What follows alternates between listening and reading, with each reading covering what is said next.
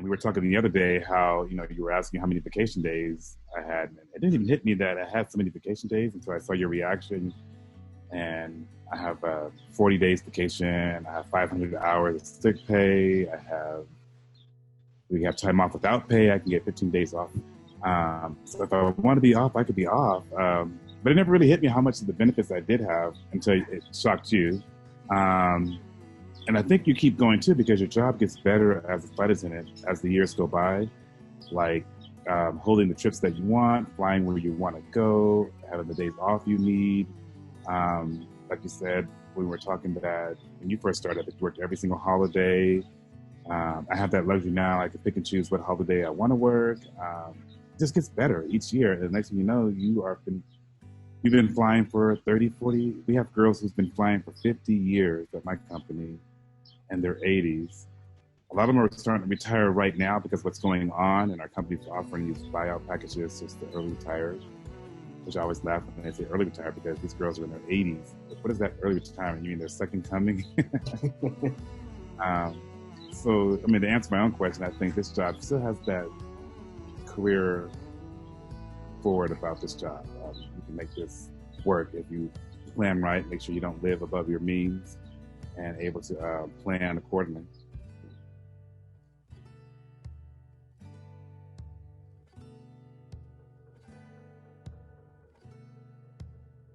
That's a good question. You also got to think about what's going on outside the airplane or the airport or the life of your company. One of the things that contribute to longevity and still liking my job is the physicality of the job. It's a very demanding job. You're doing a lot of lifting, bending.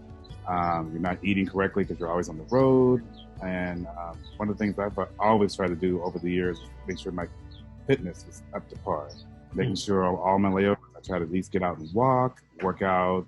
Most hotels have gyms. And even on my off days, it's the reason why you get so many off days, because that job, it's a beat down. Sometimes you're working 14, 15 hours a day. You might have to sleep during the day. You might have to be awake at night. You might have to do a red-eye flight, working like a graveyard shift. And sleep was always important to me. When I was in my dumb 20s, I could go out and party all night and then be 6 a.m. for that flight. Now I need my beauty rest the night before to be ready for that flight. And I think I've tried every fad diet to make sure, that I was, maintaining my weight and everything.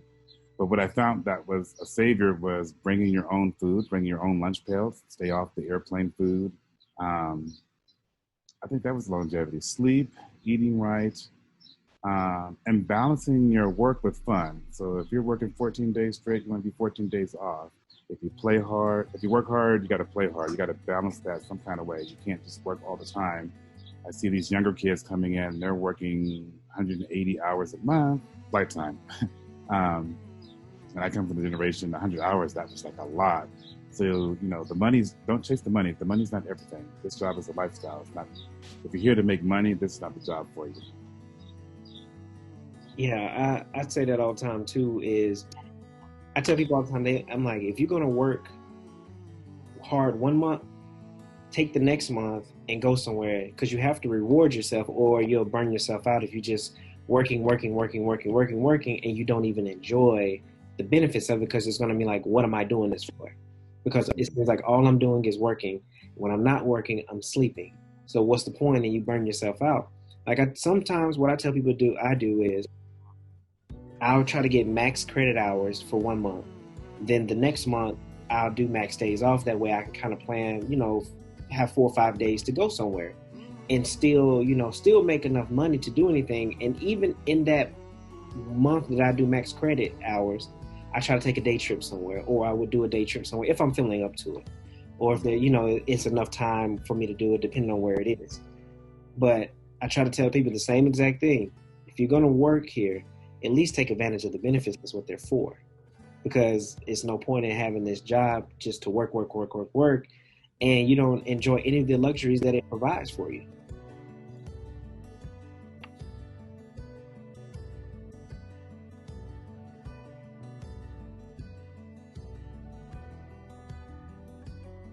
Well, have I ever experienced any racism? I have never experienced direct racism, maybe indirect racism I've probably experienced, but like I had a captain who's I'm working forward. He was supposed to come brief both of us at the same time, which, and if people don't know, regional is only two flight attendants.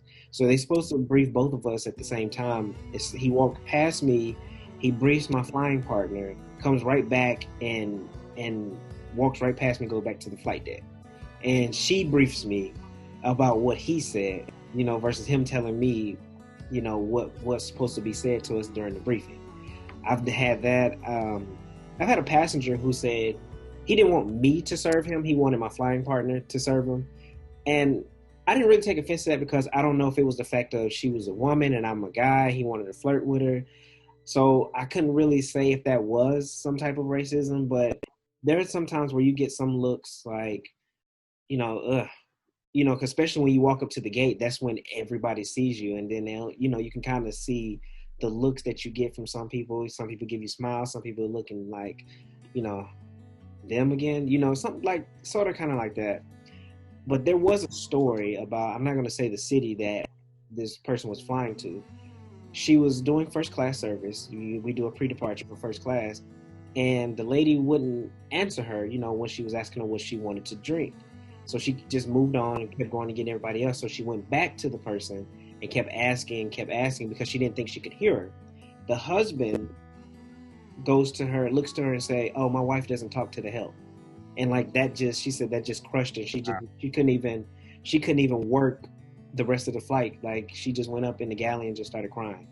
So I haven't experienced, racism directly, but I know if it happens to one, it definitely can happen to me and, anybody. So I haven't really experienced direct racism or anything like that with that story where somebody said, "Oh, I don't talk to the help," like that. So it's just one of those things that it's crazy. It's crazy. I haven't experienced it more on the plane, but more on the layovers, cities I've been to. And maybe it's just me. Sometimes Black people, we think everything is racist because of our oppression of just, we've never really talked about racism. So we think everything is racism. We use the race card pretty more than what people think we should be using it. But sometimes that's the reality of, where you are, knowing where you are, even internationally. I have the gay card, I have the Black card, I have the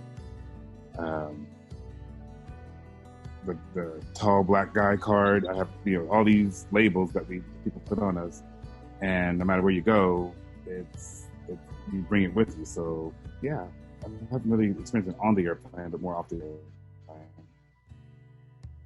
So I have experienced racism throughout life. Growing up in the South, I've experienced it in college. I can vividly remember this. We were going to a game in Memphis. I went to school in Birmingham.